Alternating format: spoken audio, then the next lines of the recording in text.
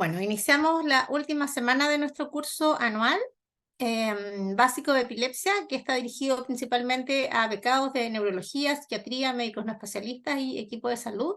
Esta es nuestra última semana, vamos a tener las clases 7 y 8, así que los invito a permanecer conectados y ya pronto les voy a indicar las clases de hoy día para que puedan tenerlo presente, cómo va a estar estructurado el día de hoy el seminario, ¿ya? Les recuerdo que por favor dejen en nuestro chat el registro de su nombre y su correo electrónico para fines de poder tomar asistencia. Y posterior al curso de hoy día, a las clases de hoy, vamos a estar subiendo a nuestro canal de YouTube las grabaciones para que puedan revisar y probablemente el viernes de esta semana ya les podamos mandar a sus correos electrónicos la prueba con un plazo más o menos de una semana para que puedan responder y ya empecemos como el proceso de evaluación, notas y poder mandar la certificación en formato digital a sus correos electrónicos también. Los invito también a hacer sus preguntas en el panel para preguntas que dispone esta plataforma para esos fines e interactuar en el chat solamente para registrar su asistencia, por favor. Entonces, vamos a iniciar el día de hoy con el tema impacto psicosocial de la epilepsia, que va a estar desarrollado por la trabajadora social Natalia Cordero. Natalia trabaja actualmente en la Liga Chilena contra la Epilepsia y le doy ahora a ella la palabra para que pueda empezar a presentar y a compartir su presentación. Gracias, Loreto.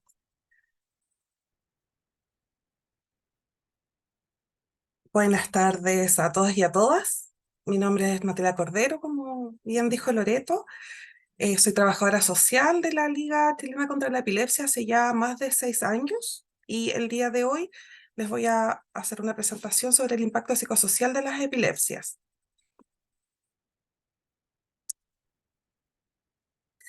Bueno, primero, la epilepsia, como ya sabemos, es una patología neurológica crónica que provoca diversas alteraciones, lo que la constituye como un importante tema de salud pública. Y el objetivo de la siguiente presentación es contribuir con una perspectiva psicosocial de la enfermedad.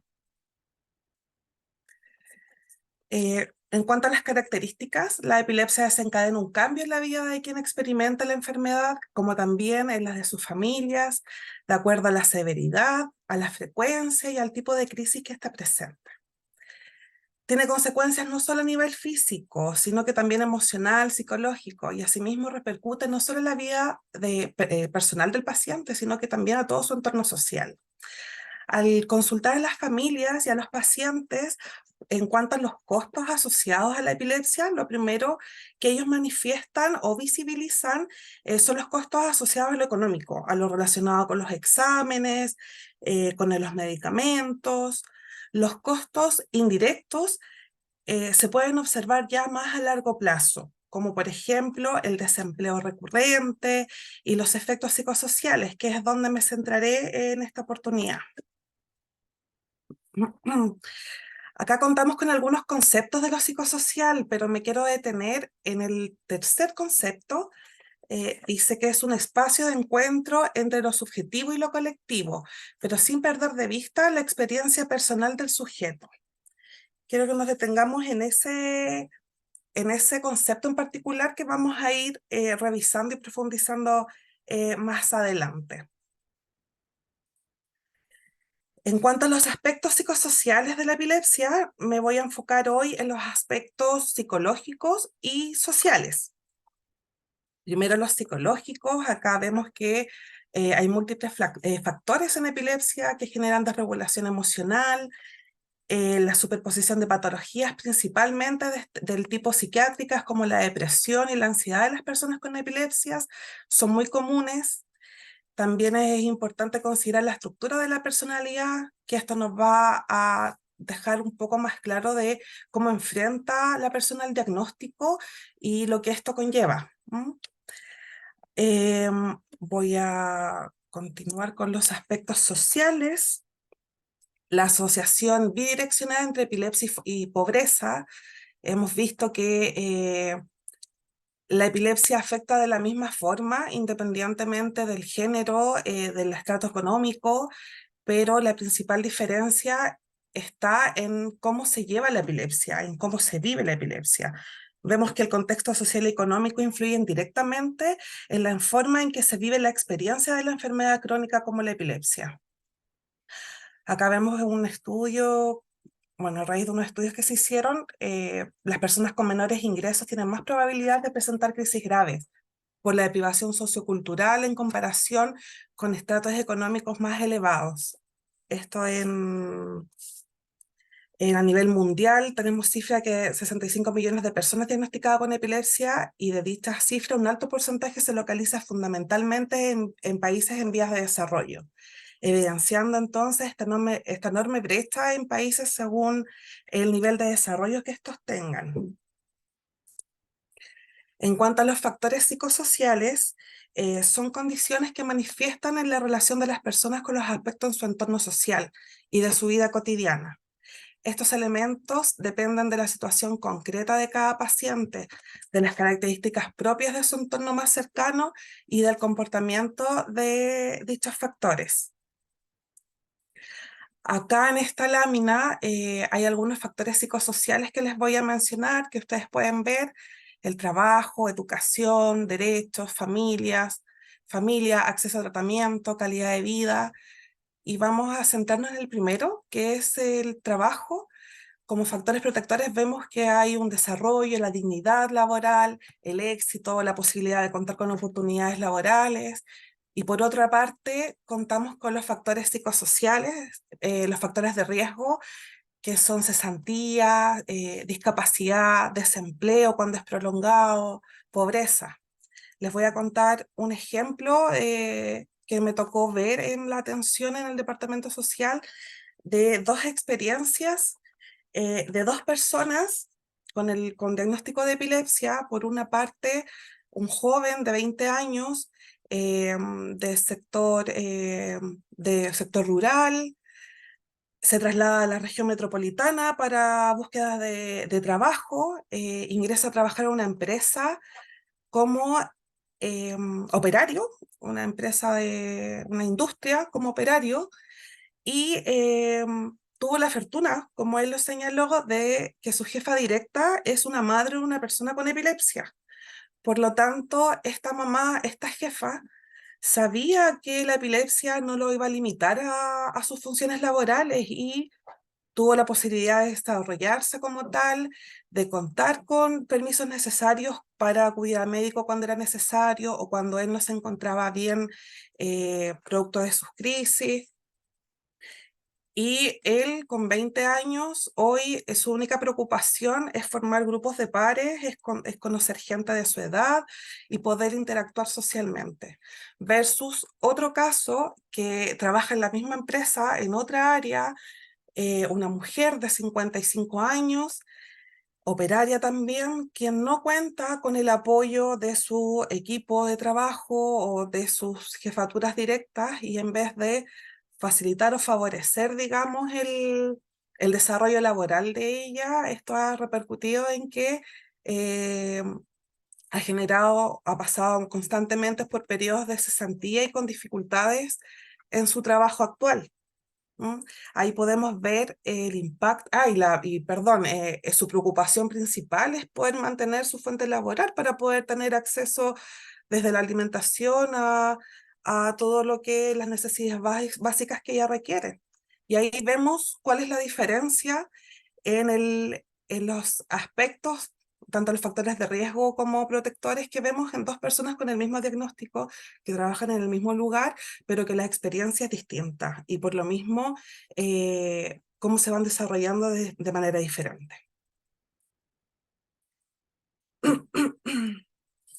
En cuanto, bueno, otros factores psicosociales son la presencia de comorbilidades médicas. Se considera así un riesgo presente cuando el paciente cuenta con patologías médicas asociadas. Otro factor importante es el plan de salud o la póliza de seguro o el acceso a los servicios de salud. Es un riesgo presente cuando el paciente no tiene vinculación con el sistema de salud. Y aquí podemos ejemplificar con la población migrante en situación irregular, quienes no cuentan inicialmente o más rápidamente con una vinculación con el sistema de salud. El contexto domiciliario se considera un riesgo presente cuando el paciente tiene vivienda en una zona alejada o en una zona con alteración del orden público. Vemos que no todas las personas o no todos los sectores, las localidades más rurales, más alejadas de las grandes ciudades, es mucho más difícil el acceso tanto a la atención médica como a los servicios que en las grandes urbes se pueden presentar. Otro factor importante es las actitudes personales también. Se considera un riesgo cuando no sigue estilos de vida saludables que no son, no van de la mano, van relacionados con lo necesario para su tratamiento. No gestiona el calendario de crisis o hay consumo de alcohol u otro tipo de drogas. En cuanto al abordaje psicosocial, el impacto que tiene la epilepsia en el ámbito biopsicosocial y las secuelas que provoca al generar mayores grados de discapacidad, tasa de mortalidad, morbilidad más elevadas, repercuten directamente en la calidad de vida de las personas. La dimensión física, bueno, la calidad de vida se determina por 3 dimensiones globales que integran la vida. Acá estamos mencionando estas 3 que son la dimensión física, psicológica y la dimensión social. La dimensión física, entonces, es la percepción del estado físico de la salud, la enfermedad, síntomas y efectos adversos al tratamiento. La psicológica, la percepción de su estado cognitivo, para un enfermo se caracteriza por el miedo, la ansiedad, la pérdida de autoestima, la incertidumbre. Y en la dimensión social, la percepción de las relaciones interpersonales y los roles sociales en la vida, como necesidad de apoyo familiar, desempeño laboral, etc. Entonces vemos la importancia del enfoque biopsicosocial en el abordaje de enfermedades crónicas como la epilepsia. Vemos que requiere ser asistida de una forma transdisciplinaria, con un enfoque integral y con múltiples cuidados y las atenciones que esto requiere. Respecto a los factores favorecedores,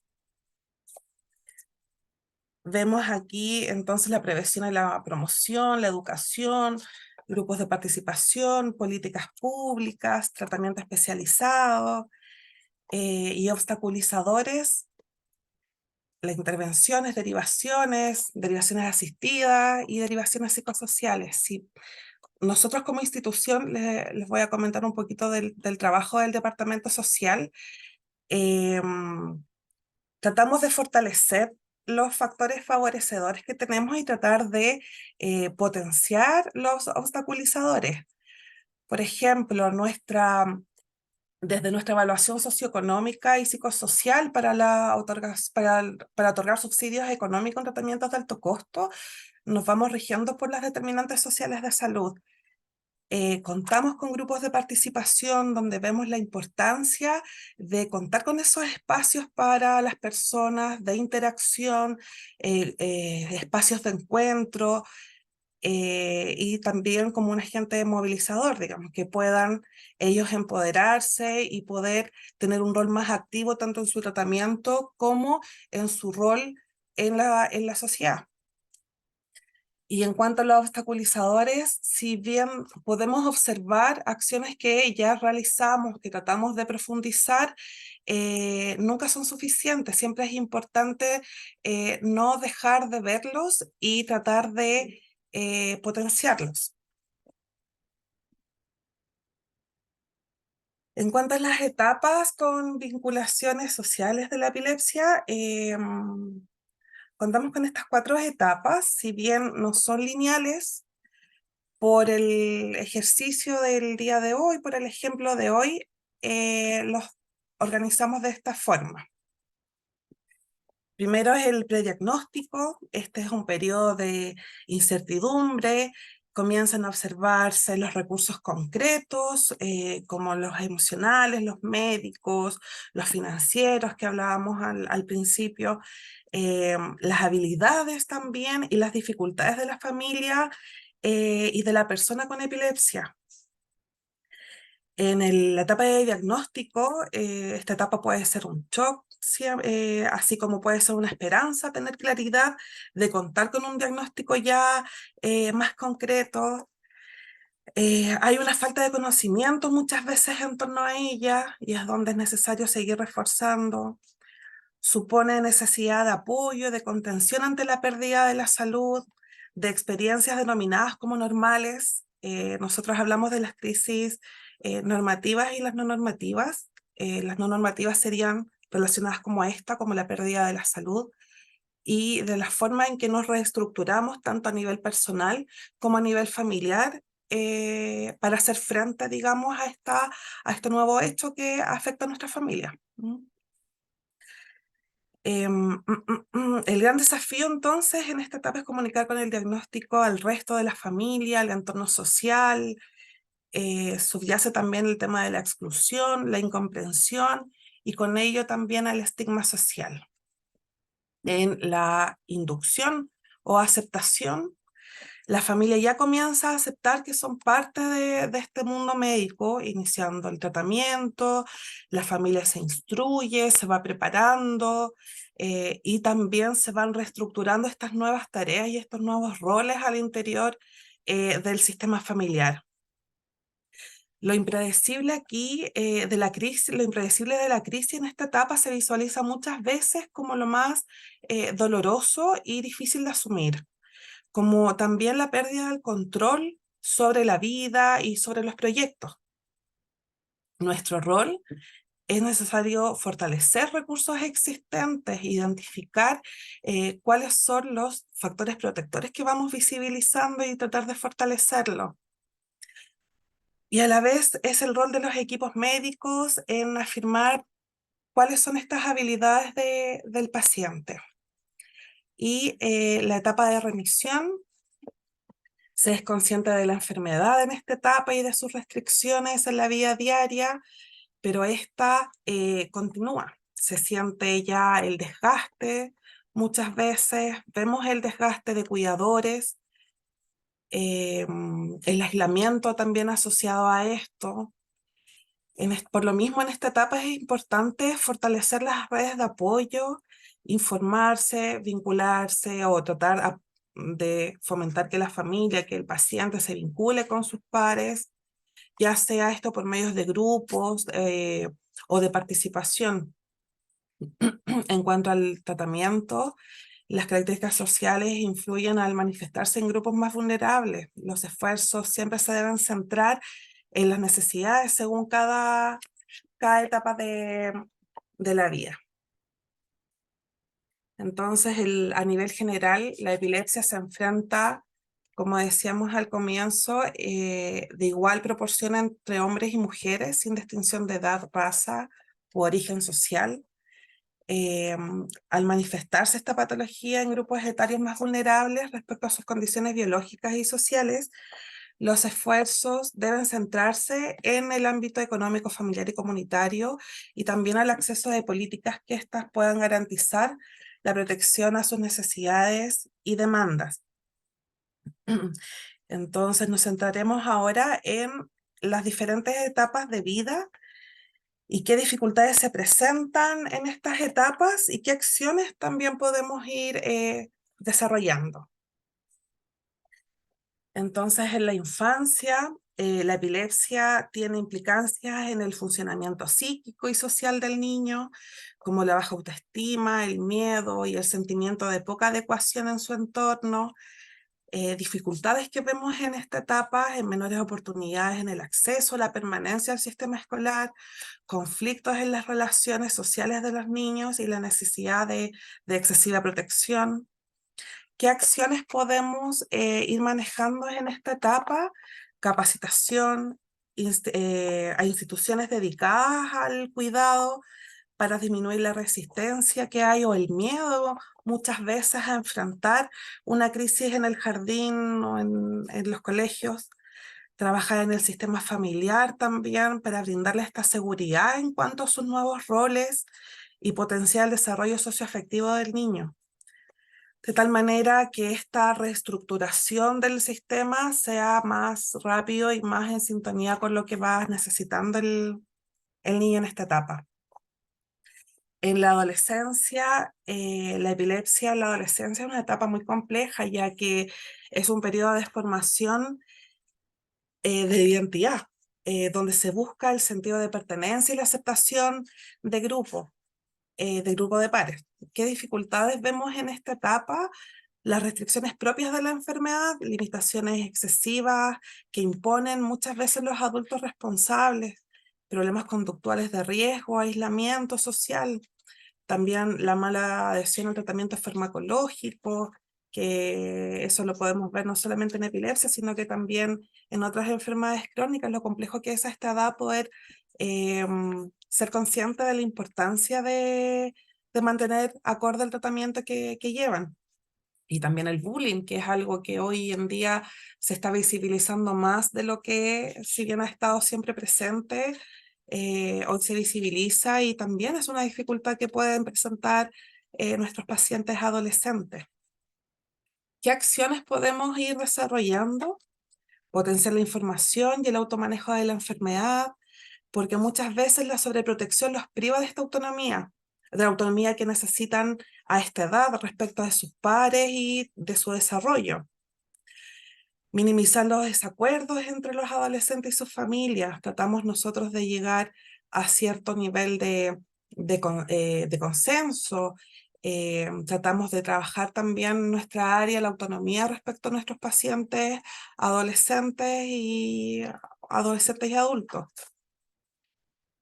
Trabajar en conjunto por lo mismo con los servicios de salud y mejorar también la comunicación con el equipo tratante.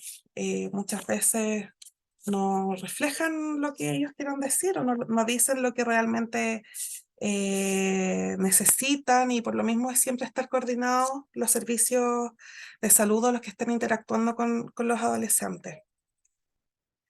En cuanto a la adultez, la etapa adulta se relaciona con la mayor vinculación con el entorno social.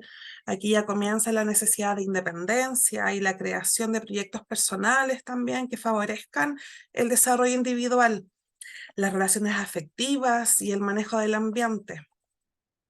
¿Qué dificultades hemos visto acá? Discriminación social, problemas de inserción laboral asociado a esto, dependencia económica e insatisfacción personal. Mucho de la sobreprotección que veíamos en la etapa de la adolescencia también se puede visibilizar acá, que vemos adultos jóvenes todavía muy dependientes de sus padres y y no son capaces de realizar gestiones mínimas de manera autónoma. ¿Qué acciones podemos desarrollar en esta etapa, en la adultez? Derivar a profesionales en caso de observar trastornos del ánimo o de ansiedad, que sabemos que dentro de las comorbilidades de la epilepsia son las más habituales. Educar permanentemente al entorno para reducir los mitos y el estigma, y con esto también la exclusión social. Capacitación laboral para generar autonomía económica. Hemos visto en nuestro departamento a través de los años la importancia del trabajo en oficio para personas que no han sido capaces de insertarse laboralmente en una jornada completa, con un horario establecido, y esta capacitación laboral y emprendimientos les han permitido, digamos, cubrir las necesidades y lo que uno quiere en la adultez, esta autonomía e independencia económica. Y tengo acá a las personas mayores. Bueno, las personas mayores con epilepsia son más susceptibles a una variedad de factores estresantes. Vemos los factores mentales, físicos y también ambientales. Vemos también que existe más probabilidad de desarrollar trastornos neurológicos y psiquiátricos, los cuales pueden hacer que las crisis de epilepsia sean más probables. ¿Qué dificultades vemos en esta etapa? Aislamiento social, escasos recursos, analfabetismo digital, dependencia, polifarmacia y la desocupación. Si bien se espera que en esta etapa no estén trabajando, realizando algún tipo de actividad remunerada, pero sí pueden realizar alguna actividad ya más social. Muchas veces nos vemos enfrentados a este aislamiento sin sus entornos familiares cercanos o sin establecer redes comunitarias. Y por lo mismo, ¿qué acciones debemos concretar en esta etapa? Potenciar sistemas de cuidados compartidos en la familia, cuando hay una persona que requiere un cuidador, potenciar entonces que este cuidado sea compartido, abordaje también integral de los servicios sociales y de salud, y la incorporación en acciones de participación social, como les decía, para poder evitar este aislamiento que hemos visto, sobre todo saliendo de pandemia, que es tan perjudicial para las personas mayores. Entonces, la epilepsia es una enfermedad estigmatizante, ya que todavía está presente en algunos imaginarios colectivos la concepción mágica y sobrenatural de la enfermedad. Se percibe como un atributo que desacredita socialmente, generando temor, exclusión e inequidad en el trato a quienes la tienen. La carga estigmatizante se reconoce como un prejuicio mayor que incluso las manifestaciones clínicas de la enfermedad. Vemos que, y con esto también insistimos en la importancia del factor biopsicosocial. Vemos que muchas veces los otros factores son los que van interfiriendo en el tratamiento más que la adhesión al tratamiento farmacológico y a los controles médicos que tengan. Perdón. Entonces, tenemos acá el estigma percibido, sentido, que es la forma en que el paciente se ve a sí mismo, que piensa, la forma en que piensa sobre su epilepsia y su posición más personal e íntima, como por ejemplo el no ser considerado apto en todas sus condiciones, ser discriminado, y todo esto genera angustia, estrés y presión en el momento de involucrarse en la misma comunidad, en su entorno cercano, lo que limita también su potencial intelectual y emocional. Por otra parte, el estigma promovido es la presión que genera la sociedad o la comunidad al sacar conclusiones inapropiadas por estar mal informados. Vemos que esto genera miedo a exponer su enfermedad a las personas, afectando su capacidad de desempeñar un papel en la sociedad y de disfrutar y adaptarse plenamente en su rol de ciudadano. Entonces, ¿qué podemos concluir de todo esto? Que las personas con epilepsia, sus familias y entorno social tienen muchos desafíos que enfrentar, y ninguna disciplina profesional en exclusividad puede proporcionar todos los elementos que se necesitan para la atención de la epilepsia de alta calidad. Los antecedentes revisados amplían la comprensión de los factores favorecedores y modelos de riesgo para el desarrollo de la epilepsia, los cuales pueden contribuir o alterar la calidad de vida. A la carga atribuible a la enfermedad se suma la estigmatización en las personas con epilepsia, calificada como una de las barreras más frecuentes. Este estigma internalizado que tienen los propios pacientes sobre sus problemas de salud física y mental, como también el que pueden tener los profesionales sociosanitarios, genera una infradetección y consecuentemente un infratratamiento en los síntomas. Y con todo esto, la invitación es a seguir trabajando, a seguir especializándose como lo están haciendo hoy, capacitarse como equipos o capacitarnos como equipos, no perder la sensibilidad con el proceso que viven nuestros pacientes. Y con esto tomo la descripción de lo que es psicosocial. Como decía la definición inicial del concepto de psicosocial, no perder de vista la experiencia personal del sujeto en este viaje y fomentar estas habilidades, estos recursos personales que vemos en ellos y en su familia. Esa sería mi presentación. Muchas gracias. Muchas gracias, Natalia. Los invito a realizar sus preguntas sobre este tema en el panel de preguntas y a dejar registrada, por favor, su asistencia con nombre y correo electrónico en el chat. Vamos a continuar con el programa de esta semana y nos corresponde ahora el último de los temas del curso, que es el de manejo de crisis en servicios de urgencia y estatus epiléptico. Este tema va a ser desarrollado por la doctora Carla Soto. La doctora Carla Soto es neuróloga infantil, es epileptóloga y actualmente se desempeña en el Hospital Regional de Iquique. Entonces le damos la bienvenida, doctora, y la dejo acá para que pueda empezar a compartir su presentación. Hola Loreto, gracias por la invitación. Voy a compartir la pantalla.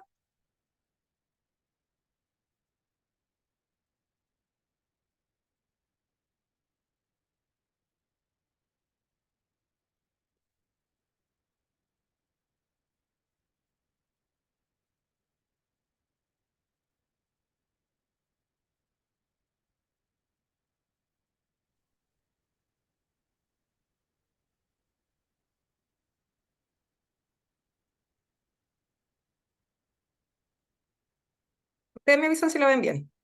Sí, ya está compartiendo en modo presentación, se ve Ya, súper bien. listo, perfecto. Entonces, buenas noches a todos ya. Muchas gracias a la Liga por la invitación. Me pidieron presentar sobre estado epiléptico y hartos conceptos, así que vamos a empezar. Esta es la agenda. Lo que no vamos a abordar es el estado epiléptico refractario ni aspectos fisiopatológicos porque ya escapaban totalmente a los contenidos del curso, ¿ya? Bueno, entonces el estado epiléptico es una de las emergencias neurológicas más frecuentes con considerable mortalidad y morbilidad y costos asociados en salud, por lo que el tratamiento reconocimiento precoz. Va a resultar de la falla de los mecanismos responsables de tener una crisis o de la iniciación de estos mecanismos, ¿ya? Lo que va a llevar, ¿cierto?, a una crisis anormalmente prolongada. Las consecuencias a largo plazo se relacionan con la etiología, la edad, la sintomatología y la duración del estado epiléptico. Con el paso de las décadas, estos tiempos de definición del estado epiléptico han ido cambiando y principalmente acortándose progresivamente, como ustedes pueden ver ahí, ¿cierto? Desde 1967, cuando Gastó, ¿cierto?, definió el estado epiléptico, se abordaba dentro de 30 a 60 minutos, y en la actualidad, ¿cierto?, el tiempo para definir estado epiléptico es 5 minutos. La definición común es una crisis que persiste por suficiente cantidad de tiempo o se repite frecuentemente para producir una condición epiléptica continua. Entonces, para saber el tiempo, necesitamos saber cuánto duran las crisis generalizadas. En general, una crisis generalizada tónico-clónica dura entre 1 a 3 minutos, ¿ya? Son, en general, la mayoría autolimitadas, inclusive en pacientes con epilepsia. Estas son unos esquemas de un estudio que evaluó a 200 pacientes con epilepsia con videoelectroencefalograma. Estudiaron un N de 1796 crisis y la idea era ver la duración de los diferentes tipos de crisis. Ellos encontraron, ¿cierto?, que el promedio en general de duración de una crisis tónico-clónica generalizada fue de 130 segundos, o sea, 2 minutos, ¿ya? Una crisis focal con compromiso de conciencia, la duración era aproximadamente hasta 11 minutos, y una crisis focal que se generalizaba hacia bilateral tónico-clónica, la duración era aproximadamente 5 minutos. Hay factores asociados a la duración de las crisis y a la prolongación de una crisis, perdón, y esta tienen que ver con una historia de estado epiléptico previo, con una crisis de sintomatología de la región temporal o epilepsias estructurales, ¿ya? Este es otro estudio más reciente del año 2022 que consistió en la medición sistemática de varios tipos de crisis en pacientes con epilepsia que también eran sometidos a videomonitoreo. Fue un total de casi 11.000, 12.000 registros, ¿cierto?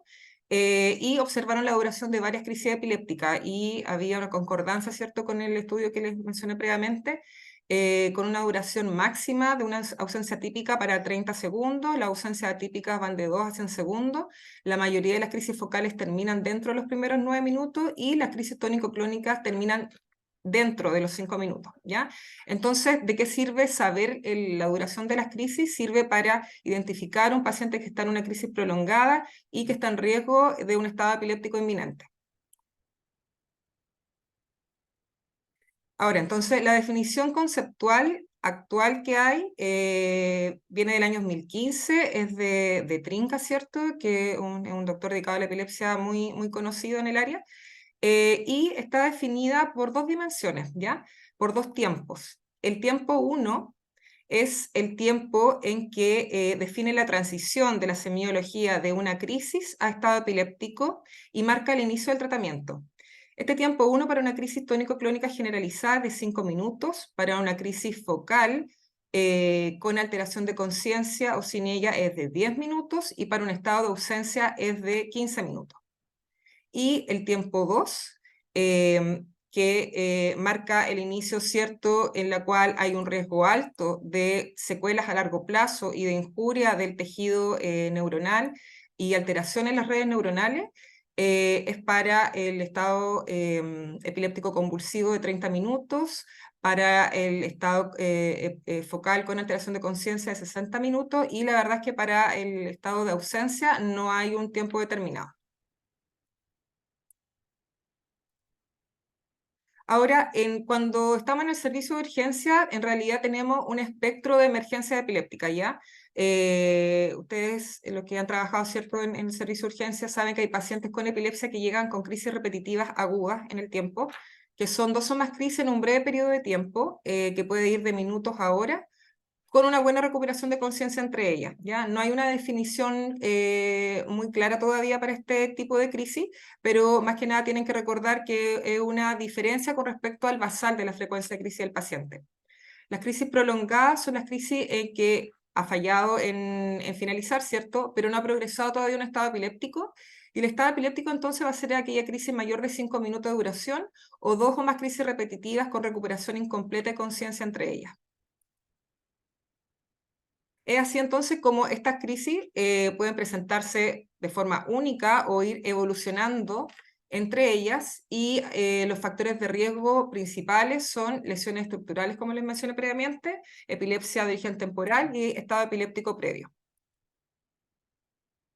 Ahora, hay otros dos conceptos importantes de saber, que es el estado epiléptico refractario, que es un estado epiléptico que persiste a pesar de una primera y segunda línea de tratamiento, ¿ya? Con fármacos anticrisis apropiadamente seleccionados y que ya se hayan administrado por vía endovenosa, y uno de ellos debe ser una benzodiazepina. No hay una duración específica para esta definición, pero sí lo que vemos es que se produce aproximadamente ya a los 30 minutos. Y el estado epiléptico superrefractario es un estado epiléptico continuo o que recurre al menos por 24 horas después del inicio de fármacos anestésicos, ¿ya? Incluyendo que se haya reducido, ¿cierto?, por una mejoría del paciente, o que se haya retirado la anestesia. Y los fármacos anestésicos que generalmente se utilizan son el midazolam, el propofol, el pentobarbital, tiopental o ketamina. Ahora, en cuanto a la epidemiología, quise aquí incluir la parte pediátrica, ¿cierto?, en la línea superior, y la parte de adultos. Como vemos, la incidencia del estado epiléptico es mayor en adultos, y va reduciendo a medida que hay mayor refractariedad, hasta que llegamos al estado epiléptico superrefractario, que es más frecuente en niños. Si uno se quisiera quedar con un número, la incidencia anual del estado epiléptico varía entre el 10 a 40%. Es importante señalar que en adultos esta epidemiología va cambiando, y sobre los 65 años vemos un aumento en la incidencia del estado epiléptico, especialmente en pacientes con estado epiléptico no convulsivo. En edades pediátricas, sin embargo, esta relación es inversamente proporcional, con una mayor prevalencia de estado epiléptico para niños menores de 1 año, y va disminuyendo, ¿cierto?, a medida que aumentan en edad. Este otro gráfico es para mostrarle que obviamente el estado epiléptico superrefractario ya está asociado a mucha mortalidad y también aumento de la mortalidad. Este estudio alemán reflejó, ¿cierto?, que había casi un 12% de mortalidad en niños. y hablando del mismo tema de la mortalidad, ¿cierto? La mortalidad es un reflejo finalmente del estado, de la condición epiléptica continua, que aumenta las demandas metabólicas y su efecto deleterio, ¿cierto?, sobre las redes neuronales y el tejido. Pero principalmente también la mortalidad está muy asociada a la etiología, ¿ya? Ahora, en cuanto a la clasificación, esta clasificación está disponible también desde el año 2015, no ha sufrido cambio y se basa en 4 ejes principales, que son la semiología, la etiología, el electroencefalograma y la edad. En relación a la semiología, la clasificación distingue entre estado epiléptico con síntomas motores, que es el estado convulsivo, y sin síntomas motores, que es el estado epiléptico no convulsivo. El estado epiléptico convulsivo representa el 80 al 85% de los casos en la presentación, ¿ya? Incluye, ¿cierto?, el estado focal motor que luego se bilateraliza, ¿cierto?, el estado mioclónico, el estado epiléptico tónico y el hiperkinético. Y el estado no convulsivo se puede definir también en estado no convulsivo con coma, ¿cierto?, o sin coma, y que este representa el 15% de los casos. Es muy importante mencionar que además la sintomatología puede ir cambiando durante la evolución del estado epiléptico, y esto tiene un impacto también en el estado, en la propia condición. Por ejemplo, ustedes tienen que recordar que los pacientes con síntomas motores van a tener un mejor pronóstico que una secuencia de un paciente que está con un estado epiléptico no convulsivo a un estado convulsivo. E incluso este tiene mejor pronóstico que cuando un paciente con estado convulsivo evoluciona a un estado epiléptico no convulsivo. Entonces es muy importante una cuidadosa evaluación de la sintomatología, incluyendo el nivel de conciencia, y no solamente, por favor, quedarse con que todo es tónico clónico generalizado, ¿ya? Y esto solamente se puede obtener a través de una buena anamnesia de la familia y una buena observación de nosotros al recibir al paciente. La etiología juega un rol fundamental en el pronóstico del estado epiléptico. La ILAE la clasifica en 4 grupos, el grupo con etiología conocida o que también se conoce como sintomática, y aquí están las causas agudas, por ejemplo, secundarias a infarto, la etiología remota, la progresiva en el caso de tumores cerebrales o de enfermedades metabólicas, y el estado epiléptico que ocurre en síndrome electroclínico. Desde una perspectiva más práctica, las causas más frecuentes son distinguibles en las primeras horas, en cambio las más infrecuentes van a requerir un mayor trabajo para llegar a un diagnóstico adecuado. Y tenemos también, obviamente, las que finalmente quedan con etiología desconocida, y que se les conoce también como criptogénica. Las causas más fácilmente reconocibles en adultos, si ustedes se fijan en el gráfico, son pacientes que tienen epilepsia y que tienen bajos niveles de los fármacos antiepilépticos, pacientes que sufren infarto cerebral asociados a infección o asociados a causas metabólicas. Si ustedes se fijan acá abajo, ¿cierto? La anoxia o encefalopatía hipoxicoisquémica, a pesar de que tiene una baja frecuencia de presentación, tiene una alta mortalidad. En la población pediátrica, especialmente en pacientes lactantes y preescolares, el estado epiléptico febril es la causa más frecuente del estado epiléptico pediátrico, ocurriendo en casi en un tercio de los pacientes y generalmente asociado a infecciones virales. Y tenemos también las causas de origen desconocida, que son el 7 a 10% de los estados epilépticos, dentro de los cuales destacan 2 síndromes, que es el NORSE y el FAIRES. No sé si lo han escuchado previamente. El NORSE es un estado epiléptico refractario de reciente inicio, que no tiene una causa clara y que termina presumiblemente siendo causa autoinmune. Y el FAIRES es una subcategoría del NORSE y que requiere una infección febril previa, que haya iniciado por lo menos unas 2 semanas a 24 horas antes del estado epiléptico, ¿ya? También entonces hay estado epiléptico asociado con síndrome electroclínicos, bien definidos, como en el caso del Dravet, o también en el caso del Lennox-Gastaut, que se pueden presentar con estado epiléptico no convulsivo, mayoritariamente. En el eje 3, entonces, están las características electroencefalográficas y les tengo que contar que en realidad no hay ningún patrón ictal electroencefalográfico que sea específico del estado epiléptico. Obviamente las descargas epilépticas van a ser el principal marcador. Estas descargas epilépticas tienen una frecuencia, tienen una propagación, ¿cierto? Tienen características evolutivas que definen el estado epiléptico. y a medida que el estado epiléptico va evolucionando, estos patrones van cambiando y se van transformando en patrones rítmicos. También hay que considerar que ante la sospecha de un estado epiléptico no convulsivo, además de los patrones presentes en el electroencefalograma, hay que fijarse en clínica sutil, ¿cierto? O en respuesta a benzodiazepina. Y también los epileptólogos consideramos la presencia de artefactos que pueden confundirse frecuentemente con crisis eléctrica. Y por último está el eje de la edad.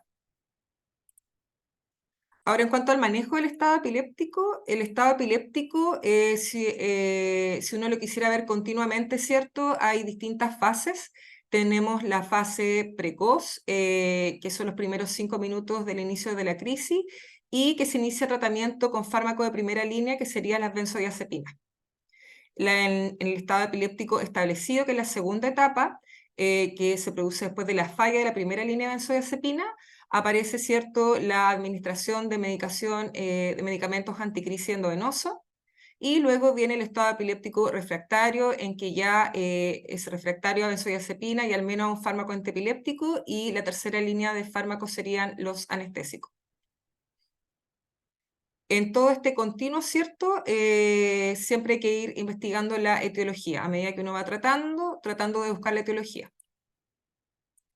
El avance de estas fases depende de muchos cascadas de eventos que involucran una falla de los mecanismos endógenos para terminar la crisis. Esta falla puede deberse a una excesiva normal excitación o una pérdida de la inhibición de mecanismos endógenos, permitiendo que una crisis única se transforme en un estado epiléptico y va contribuyendo a la autoperpetuación y a la farmacoresistencia. ¿Ya? Dentro de los más importantes, que los voy a mencionar más adelante, pero está la disminución de la subunidad del receptor GABA, se internaliza y aumenta los receptores NMDA y AMPA.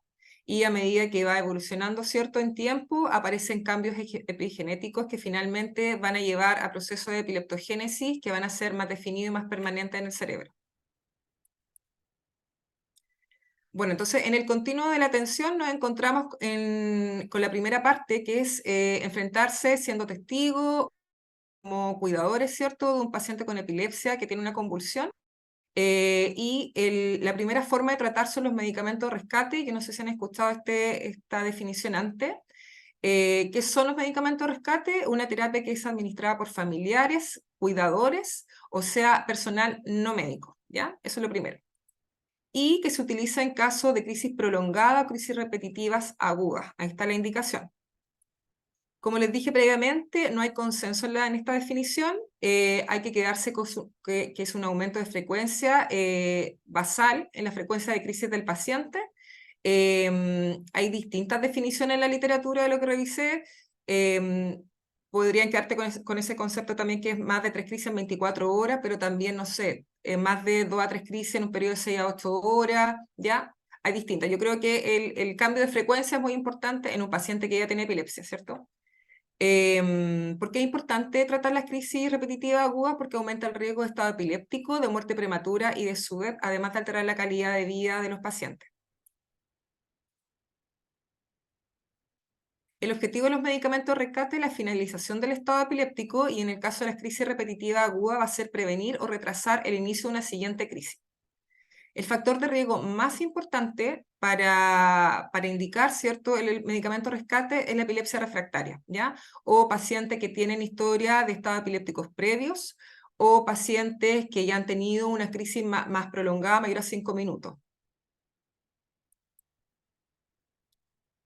¿Cuál tiene que ser el fármaco ideal de rescate? Tiene que ser, obviamente, como lo va a administrar, ¿cierto?, la familia, cuidadores, un fármaco que sea seguro, un fármaco de fácil administración, que tenga una duración prolongada y que tenga un cese de crisis rápido. Y que sea no invasivo también. Estas condiciones y estas características los cumplen las benzodiazepinas. El tratamiento con benzodiazepina debe ser rápido y eficiente. Y si uno hace un resumen de las tasas de absorción, obviamente la mayor absorción y la más rápida es la endovenosa, pero en fármacos de rescate se utiliza la vía intranasal, la vía rectal y la vía bucal. No hay que tenerle miedo a las benzodiazepinas, la somnolencia es el efecto más frecuente que tenemos que referir a los familiares, y la hipoxia y la depresión respiratoria en general son raros si hay una dosis bien usada.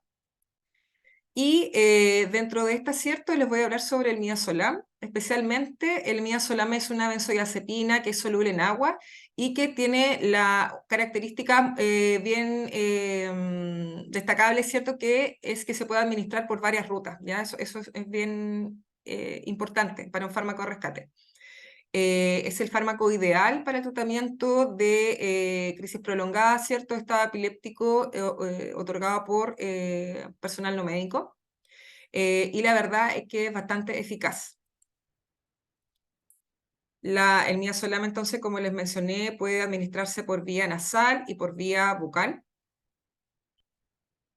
Siempre en los fármacos de rescate, bueno, antes se utilizaba mucho el diazepam rectal, que se aprobó desde 1997, pero la verdad actualmente se prefiere evitar por la estigmatización. En general, obviamente en pacientes mayores no es recomendable usarlo. Y fármacos de vía oral, la verdad, los pacientes obviamente en una crisis convulsiva están con la mandíbula rígida, están con hipersalivación, están con dificultades para tragar, por lo tanto también hay que evitarlo.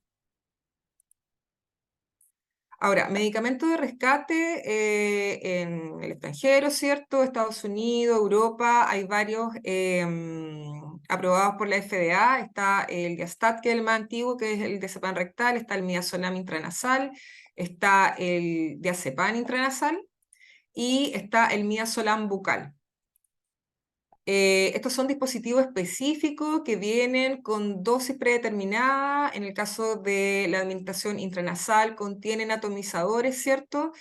Son fármacos en realidad seguros, ¿ya?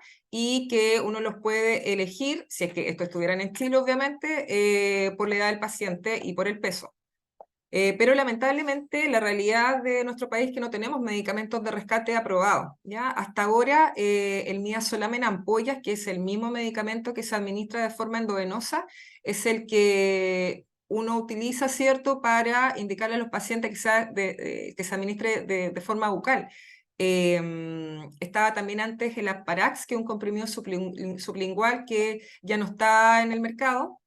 Y entonces nos quedamos con poco para indicarle a los pacientes, ¿ya? Este esquema lo coloqué acá porque en un artículo mencionaban cómo traspasar esta presentación, ¿cierto? Que es a través de la ampolla, a través de una receta magistral y administrarla vía atomizador también, pero en Chile tampoco conozco que se haga.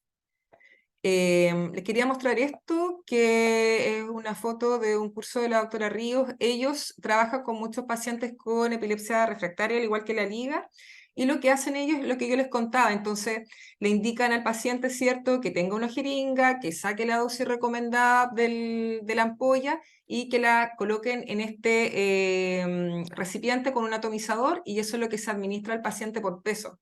Ahora, ustedes ven que todo esto, el papá o el cuidador tiene que estar muy calmado, ¿cierto? Conocer el proceso, lo cual es muy difícil, ¿ya? Pero se logra, se puede hacer.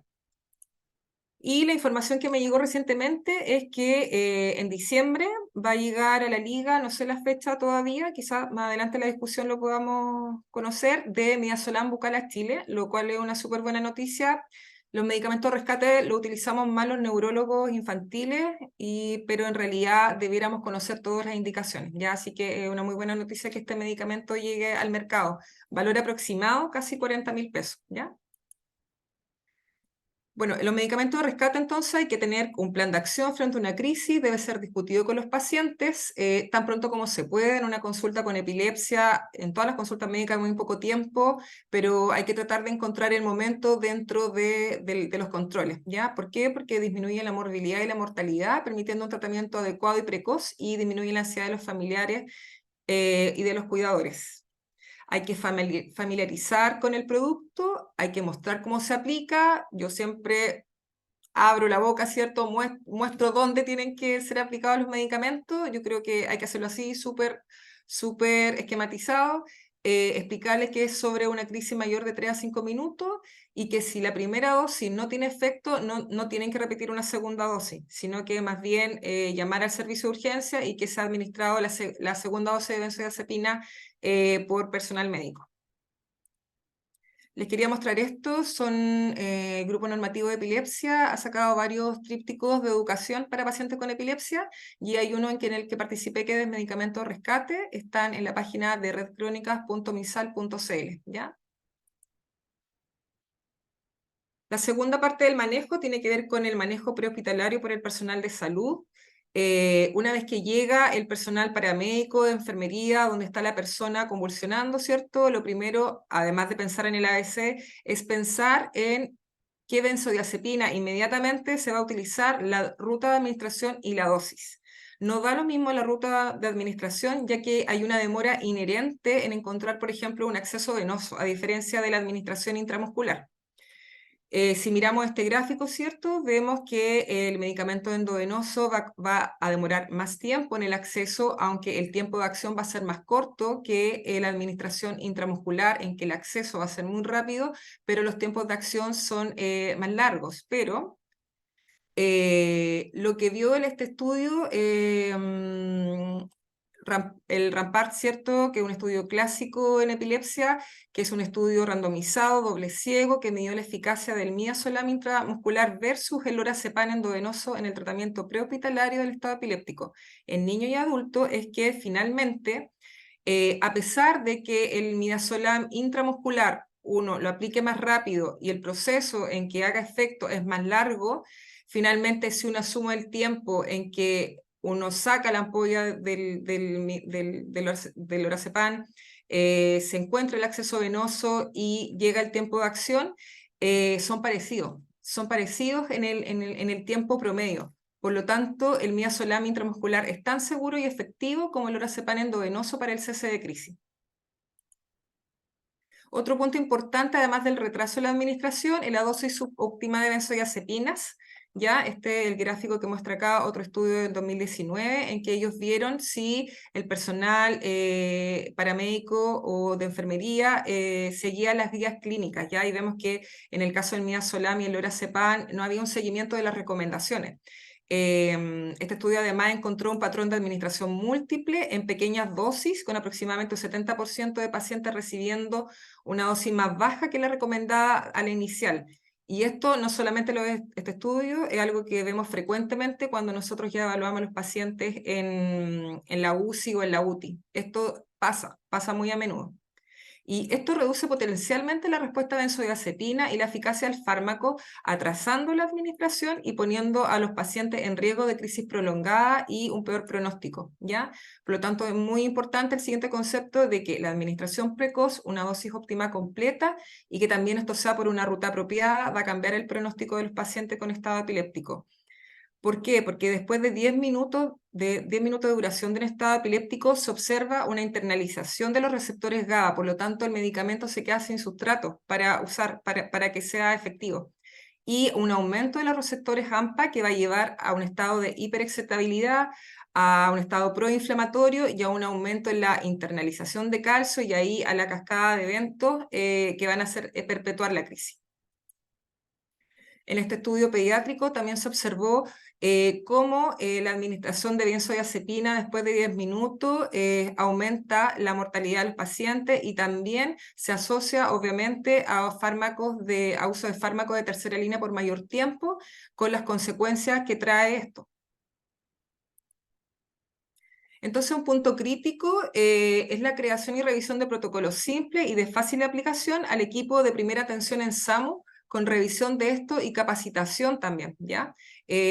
Acá no hay nada que inventar, las dosis están súper establecidas, por lo tanto es algo que hay que aplicar. Sin embargo, si se hace todo esto bien, el tratamiento de primera línea puede que no produzca el cese del estado epiléptico en un 20-30% de los pacientes, ¿ya?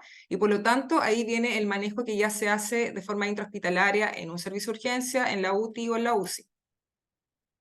A la llegada al servicio de urgencia, el manejo del estado epiléptico requiere un trabajo paralelo en varias áreas, tales como son la obtención de nuevo de la información por parte de la familia o del SAMU, la estabilización y monitorización de los signos vitales, rápida identificación de la etiología, y esto corre independiente a lo que uno va haciendo en cuanto al tratamiento. Hay preguntas claves que no hay que olvidar de realizarlas, que son básicas, que es cuando lo vieron la última vez. ¿Viene el paciente? En general, el estado epiléptico cuando comienza no es observado. Los síntomas y signos asociados, presencia de síntomas concomitantes, cómo fue la evolución de la sintomatología. Recuerden que eso tiene que ver con el pronóstico, si hubo compromiso de conciencia, la reactividad al estímulo, cuando llega el paciente, el examen físico, ¿cierto? Y si no tenemos al testigo, tratar de conseguirnos el teléfono y tener más información. Todo eso es muy importante.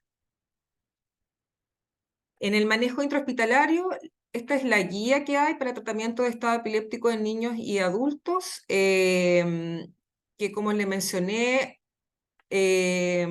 muestra todo claramente, o sea, más importante, siempre es importante saber, pero también es importante dónde buscar. Yo creo que tener un pocket, tener en el celular, ¿cierto? Una foto rápida y ver efectivamente cuáles son las dosis apropiadas va a hacer la diferencia, ¿ya? Entonces, en la primera línea de tratamiento, en la fase cierto precoz, están las benzodiazepinas, como ya hablamos, está el midazolam, con dosis establecida, 10 miligramos en pacientes sobre 40 kilogramos, 5 miligramos en pacientes de 13 a 40 kilogramos, le sigue el lorazepam o el diazepam, también puede ser usado, y no olvidar nunca el fenobarbital. En la segunda línea de tratamiento, en el estado epiléptico ya establecido, ¿cierto? Vienen los fármacos anticrisis, y acá está la fenitoína, el ácido valproico y el levetiracetam, y si no están disponibles, volver a dar una siguiente dosis de fenobarbital. Y esto uno lo elige en relación a la disponibilidad del hospital y a las características clínicas del paciente.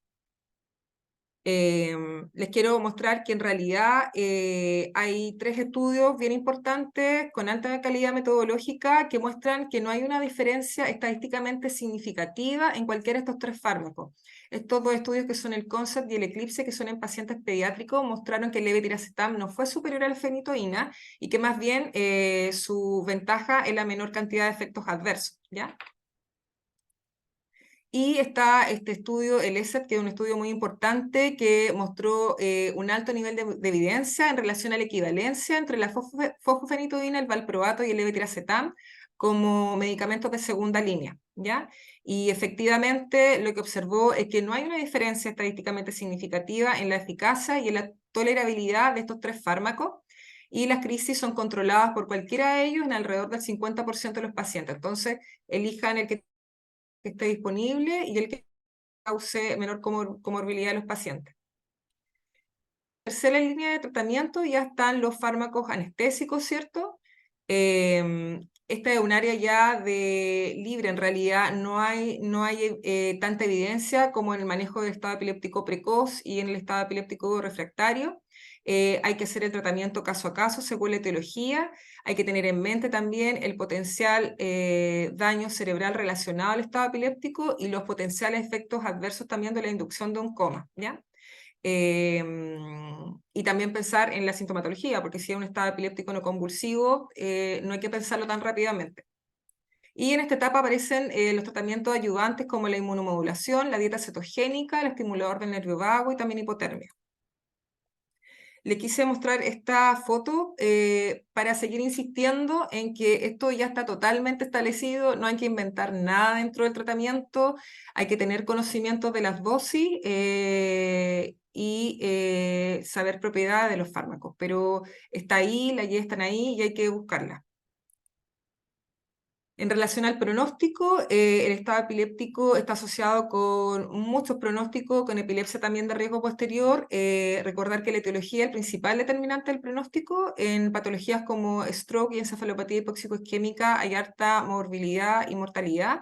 La encefalitis infecciosa también tiene alto riesgo de estado epiléptico refractario y epilepsia posterior.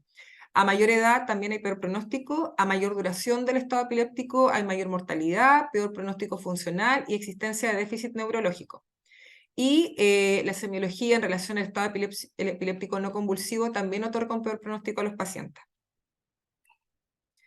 Entonces, como ideas principales, ¿cierto? El estado epiléptico es una emergencia neurológica que requiere un reconocimiento precoz, que está asociado a alta morbimortalidad.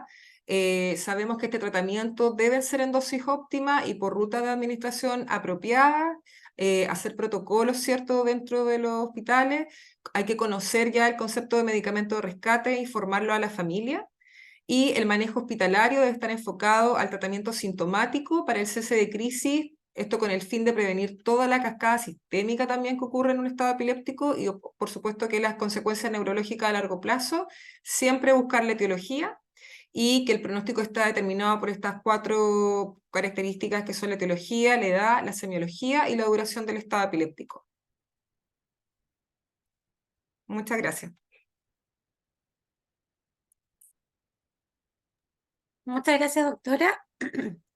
Voy a invitar ahora a que se sume al panel para la mesa redonda y discutir las preguntas que han ido escribiendo en el panel de preguntas al doctor Tomás Mesa, que va a estar moderando esta parte. El doctor, como ustedes saben, es neuropediatra, actualmente director también de la Liga Chilena contra la Epilepsia, entre otras varias cosas, doctora. Así que los dejo acá para que puedan iniciar la discusión y la mesa de preguntas. Muchas gracias, Loreto. Y en primer lugar, agradecer las excelentes y entretenidas charlas que nos dieron Natalia y la doctora y Carla. Entonces, vamos viendo algunas preguntas que han llegado a ambas. En primer lugar, a Natalia, hay una pregunta que dice del abordaje psicosocial, según su opinión, ¿cuál sería? Yo sé que todos son importantes, dice, pero el más importante, si uno pudiera decir una o dos palabras en relación al abordaje biopsicosocial de las epilepsias. Gracias, doctor. En pocas palabras, ¿qué es lo más importante? Más que centrarnos en algo específico, sino que en que las áreas que están relacionadas o trabajando con el paciente y sus familias conversen entre sí, más que lo específico, porque vemos la importancia de reforzar ciertos elementos que son médicos, que los ve el equipo de salud. Nosotros como apoyo psicosocial también vemos la necesidad de fortalecer eso. Y al revés también, que el área médica también sea capaz de visibilizar otros aspectos y digamos, elementos favorables del paciente y de su familia. Por eso me refiero a que más que un tema en específico es la comunicación entre las áreas. Perfecto. Muchas gracias, Natalia. Entonces, la visión integral, básicamente, de la epilepsia y no solamente el manejo de las crisis es fundamental aquí también, con todo lo que tú dijiste. Por otro lado, yéndose al otro extremo, que es lo que habló la doctora Soto, en relación a los estatus, que es la máxima complejidad de las epilepsias, hay una pregunta que dice, hola, me quedó la duda, la diapositiva al iniciar el hablar sobre medicamentos de rescate, aparecía información sobre qué se ha visto que aumentaba la mortalidad y estado epiléptico. Hay una duda ahí, no entendió bien, entonces se refería con la intervención de medicamentos de rescate por los padres. ¿A qué se refería? Pregunta el asistente. Puede haber sido de Doctor. una diapositiva en que de inicio de los medicamentos de rescate donde mencioné sobre las crisis repetitivas agudas. Son las crisis repetitivas agudas las que aumentan, están asociadas a mayor mortalidad, a SUDEP, a muerte prematura en pacientes con epilepsia que lo presentan. Los medicamentos de rescate hacen todo lo contrario. Administrar un medicamento de rescate es muy importante para pacientes con riesgo porque disminuye la mortalidad. Perfecto, queda súper claro, doctora Soto. Ahora, hay otra pregunta para Natalia sobre los grupos de apoyo que existen en diferentes lugares y con diferentes pacientes con patología. Por ejemplo, está el síndrome de Dravet, el grupo de apoyo, los niños que tienen los hemisferectomizados. Entonces la pregunta es, ¿qué rol y qué importancia y también qué peligro tienen estos grupos y cómo apoyarlos? Bueno, la importancia que hemos visto en los grupos es, primero, no sentirse solos en este viaje, como familia, como cuidadores de niños con estos síndromes más complejos. Hace poco nos tocó participar como departamento social, habilitamos un espacio dentro de nuestra área de participación social enfocado al afrontamiento del diagnóstico de diagnósticos complejos, y vimos la necesidad de contar con espacios donde puedan mostrar cuáles son sus miedos, sentirse acompañados con otras familias que están viviendo una situación similar a la de ellos.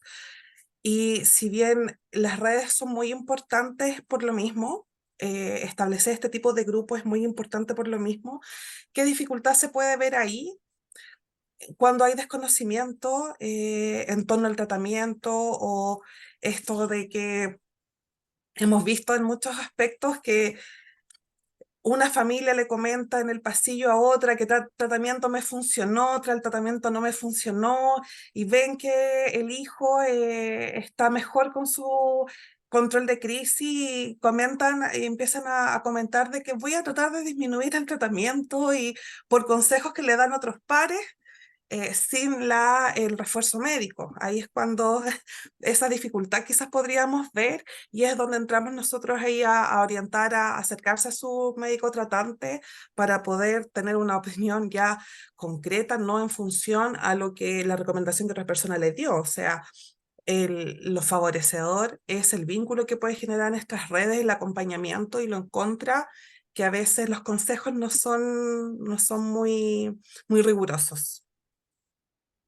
Muchas gracias, Natalia. Es muy importante lo que tú has dicho, porque muchas veces ellos se ayudan, se autoayudan, pero a veces necesitan un reforzamiento con conocimiento científico, ya sea tanto por la calidad de vida en general que tú has hablado, como el consejo médico. Y eso es misión de nosotros, del equipo de salud, de poder apoyarlo. Exacto. Pasando a la doctora Carla Soto, aquí hay otra pregunta y dice: ¿qué pasa con el estatus epiléptico del sueño? ¿Tiene la misma importancia? ¿Es necesario hacer una operación de rescate ahí?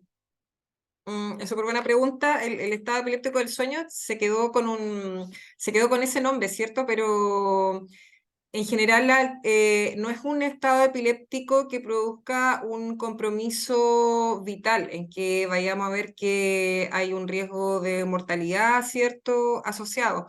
Más bien el estado epiléptico del sueño tiene que ver con dificultades cognitivas, con dificultades conductuales, con retraso en ciertas áreas o regresiones en ciertas áreas del neurodesarrollo, pero no se trata, o sea, se trata la epilepsia propiamente tal, que lleva esa condición, pero no hay un tratamiento de emergencia que dar ahí, ¿ya? Es un tipo de epilepsia más bien, más que un estado epiléptico en que tenemos que actuar, porque si no actuamos hay un compromiso vital del paciente.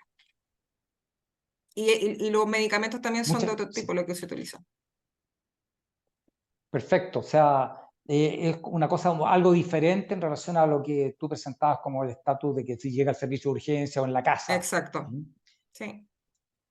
Perfecto, muchas gracias, Carla. Ahora a Natalia también una pregunta acerca de los jóvenes. Yo sé que la liga, y tú hablabas de los jóvenes, de ese momento de la evolución de las edades, donde los jóvenes tienen epilepsia, y la liga ha hecho un grupo de jóvenes que están entre ellos haciendo actividades, y que esto data de hace mucho tiempo que están en esta comunidad. Han existido otros grupos de jóvenes también en Chile con otras instituciones. Entonces, quería preguntarle a Natalia cuál ha sido la experiencia y cómo ha visto el actuar de los grupos de jóvenes, y algunos peros también, si es que existen. Sí, claro. Bueno, aquí me podría explayar harto porque soy la trabajadora social que coordina el grupo de jóvenes, y mi experiencia laboral siempre ha sido con este grupo etario. Claro, efectivamente, la institución hemos contado a través de la historia de la liga con distintos grupos de jóvenes, y el que está hoy en día ya lleva un tiempo, más de un año en funcionamiento. Em, hemos hablado, digamos, con otras personas del equipo, que los intereses de los jóvenes de hoy y de hace 20 años atrás siguen siendo muy similares. Hoy en día el grupo Liga Joven está formado por jóvenes entre 16 a 29 años con un alto interés en realizar acciones sociales, en ser visibilizados más que como una persona que requiere beneficios o requiere algún espacio en este entorno, sino más bien ellos como ser como agentes de cambio y ellos apoyar a a otras personas, a otras áreas. Les interesa mucho las labores solidarias, hemos hecho varias campañas en apoyo y hoy como grupo se está fortaleciendo en el trabajo, en la cohesión, estamos trabajando en respecto a los roles, la dinámica y, y qué dificultades podemos ver ahí. La timidez muchas veces, lo difícil que es asumir un diagnóstico como el de epilepsia entre sus pares.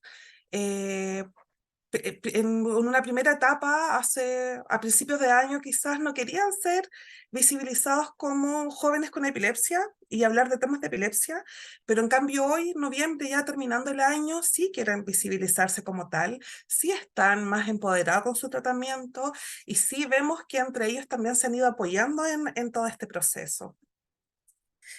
Y ahí vemos también lo importante que son los grupos de participación, no solamente para este tramo etario, sino que en general. Podría hablar mucho más. Ya, muchas gracias. Sí, para todo una Ahí me charla apasiona ahí el tema. y sí, muchas gracias, Natalia. Una pregunta, bueno, aparte de eso, existen hoy día en la Liga Internacional y Latinoamericana los Light Golden Award, que son premios para personas jóvenes que no solamente están preocupados de su problema de epilepsia, sino que además contribuyen a la comunidad y al entorno a sacar a la epilepsia de la sombra. Entonces se premia a esta gente y se les hace participar y son agentes de cambio en las comunidades con gente con epilepsia. Golden Light Award. Y hemos Bueno, visto sí. personas de los espacios de jóvenes de la Liga, como Miki Betanzo, Noemi Canales, que ya han sido premiados con estos premios. Absolutamente. Muchas gracias. Y Valentina Can también. Sí, Valentina, sí, por supuesto. también.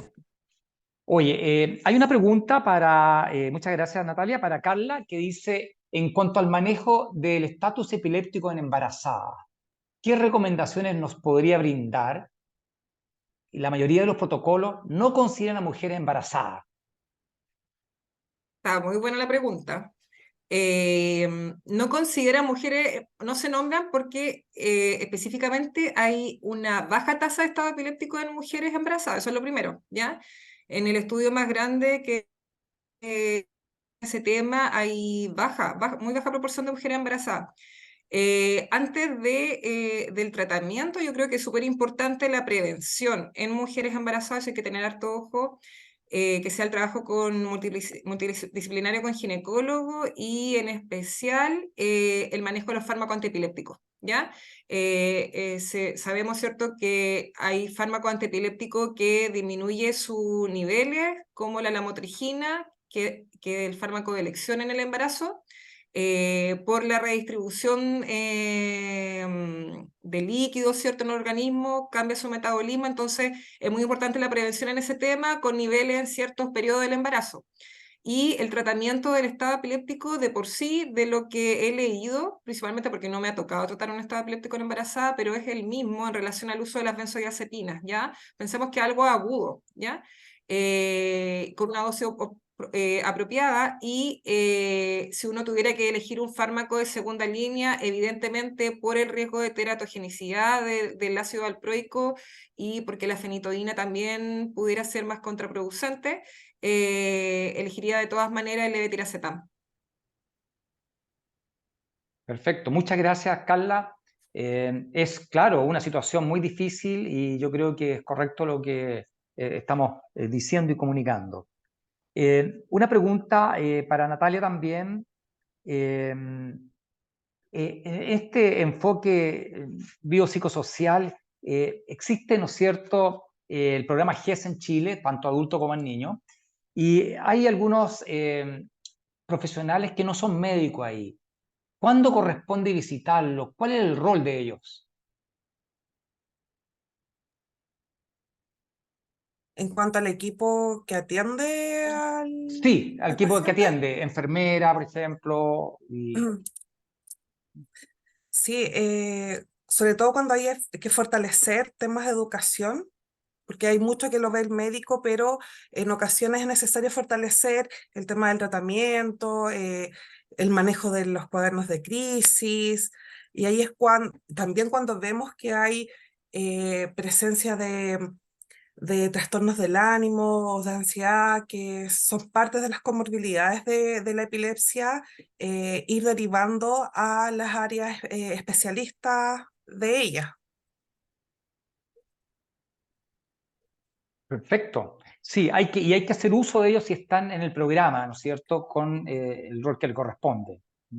Claro, que va también de la Eh, mano de fortalecer al paciente en torno y empoderar en torno a cuáles son sus derechos, que muchas veces no son Me parece muy utilizados bien. y desconocidos.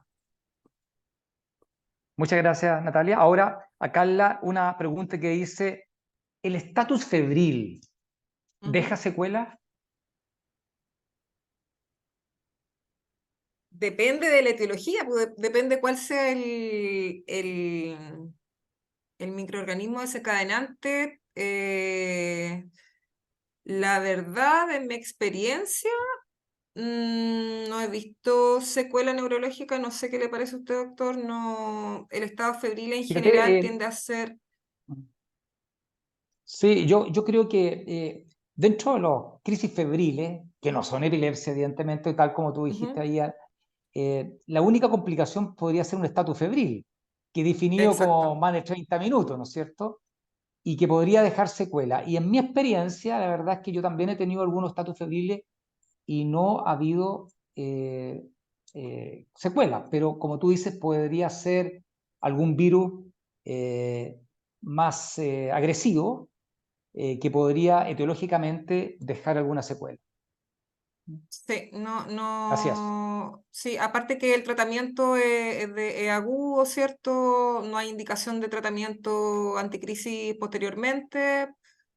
No, no, diría que no. Y el tratamiento es similar al que tú dijiste, ¿no es cierto?, en primera instancia. Sí, lo mismo, sí. Absolutamente. Eso. Muy bien. Muchas gracias, Carla. Otra pregunta que dice acá en relación a Carla es, ¿en los niños TEA o con parálisis cerebral tienen más estatus ellos? Los niños con parálisis cerebral tienden a tener mucha comorbilidad con epilepsia. Ya, eso es lo primero. Por lo tanto, son pacientes en que tenemos que conversar sobre medicamentos de rescate y hay que tener ojo también. Son niños, obviamente, que no, los síntomas son muy inespecíficos. A menos que veamos convulsionando, pero también hay que tener presente la parte del estado epiléptico no convulsivo, ¿ya? Porque son muy, muy inespecíficos los síntomas. Sí, pues tienen más riesgo de estado epiléptico por sus patologías. Y los niños Correcto, TEA claro. y los niños con la condición de TEA tienen más riesgo de epilepsia también, por lo menos un 30%, ¿ya? Más de riesgo de epilepsia que una población que no tiene la condición. Pero no he leído sobre una asociación de mayor estado epiléptico, la verdad. No, yo creo que más el porcentaje de epilepsia, como tú decías, un Exacto. error en 30-33%. Sí. Ujú. Muchas gracias, Carla. Una pregunta a Natalia. ¿Cuándo derivar o cuándo visitar a una trabajadora social en un paciente que tiene epilepsia? Cuando en cualquiera de las etapas, en algún momento comentaba de que el diagnóstico de epilepsia eh, genera en la familia una crisis no normativa, que lo definimos como algo que no estamos preparados para enfrentar y por lo mismo genera este quiebre. Nosotros vemos a las familias que están en esta etapa cuando reciben el diagnóstico, cuando no hay claridad en torno a ella, cuando se les dificulta la interacción con su entorno, ya sea en la etapa escolar, en los colegios de los niños, en el desarrollo de los adolescentes o en los adultos que no logran insertarse laboralmente. ¿Cuándo acudir? cuando lo estime necesario, cuando no sepa quizás dónde acudir. Estamos ahí presentes para poder hacer esta orientación y esta derivación muchas veces que requiere ser más asistida o más acompañada que de llegar y decir vaya con X o tal persona o a tal departamento o a tal institución, sino que va también de la mano de que este acompañamiento va de la mano entendiendo que comprendemos las dificultades que se van presentando y las dificultades que se presentan también para la familia, no tanto para el paciente. Por lo mismo, cuándo acudir en cualquiera de las instancias. Perfecto. Muchas gracias, Natalia. Existe todo lo que tú decías en realidad muchas veces, el apoyo, por ejemplo, en un despido laboral. Nosotros, y tú bien muy sabes, y lo hacen, tenemos un apoyo a los pacientes de la liga donde si existe un problema de ese tipo, recurren a ustedes y ustedes también tienen apoyo, ¿no es cierto?, de un equipo de voluntarios profesionales, ¿no es así? Exactamente. Contamos, aparte de como institución de la voluntariado tradicional, con voluntariado profesional y cuando se han presentado dificultades como despidos injustificados o dudas en torno a eso u otras temáticas que se están generando, también hacemos el nexo con el voluntariado. También cuando hay dificultad económica en cuanto a cubrir tratamientos de alto costo, hacemos esta evaluación socioeconómica y psicosocial para establecer algún tipo de subsidio económico que permita mantener el tratamiento y no se les dificulte dar la continuidad. Lo mismo con la vinculación con las redes de apoyo, porque vemos que es importante que la persona y su familia esté vinculada con su entorno social y también como área fomentamos los espacios de participación y capacitación, porque vemos que muchas veces es difícil el acceso o el acceso no es suficiente, la oferta que hay en las municipalidades o en las redes más cercanas no son suficientes. Y entendemos las características y el viaje que hay en torno a la epilepsia, así que también es un factor favorecedor para nuestra área. Muchas gracias, Natalia. Y la última pregunta por la hora a la doctora Soto. Algo dijo sobre el rol de la dieta y el rol de la cirugía en el estatus epiléptico. ¿Cuándo son necesarios estos? Cuando ya son en estado epiléptico súper refractario, se ven muchas alternativas, como les mencioné, hay pacientes en general en la etiología en estado epiléptico, la etiología más frecuente son las primeras que uno encuentra, pero cuando ya el estado epiléptico avanza, ¿cierto? Obviamente es porque la etiología cuesta más encontrarla, hay pacientes con epilepsia de muy difícil manejo, que han ido a cirugía de epilepsia, obviamente estamos hablando de lesiones estructurales, ¿ya? O displasia, ¿cierto? De ese tipo de pacientes. Y la dieta cetogénica tiene un rol también en el estado epiléptico súper refractario. No son terapias que uno las piensa al abordar un paciente en el servicio de urgencia, pero sí en etiología más complicada, la dieta cetogénica tiene evidencia en el tratamiento del estado epiléptico. Muchas gracias entonces, Carla. Muchas gracias, Natalia, por esta excelente conferencia y además conversación y respuestas que han dicho. Así que le agradezco a ambas y Loreto, te doy la palabra para finalizar el curso. Muchas gracias. Gracias, doctor, también a usted por haber estado participando en la moderación de esta noche. Bueno, y a quienes están conectados, les vamos a estar comentando en los próximos días respecto al proceso de la prueba y de la certificación.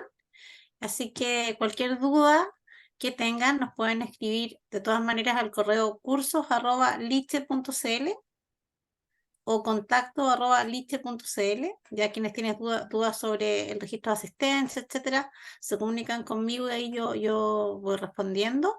Y esta noche también agradecer, por supuesto, a la doctora Carla Soto que nos haya acompañado, que haya ahí compartido todos sus conocimientos, su experiencia, a Natalia también. Lo mismo, agradecer la participación de ambas.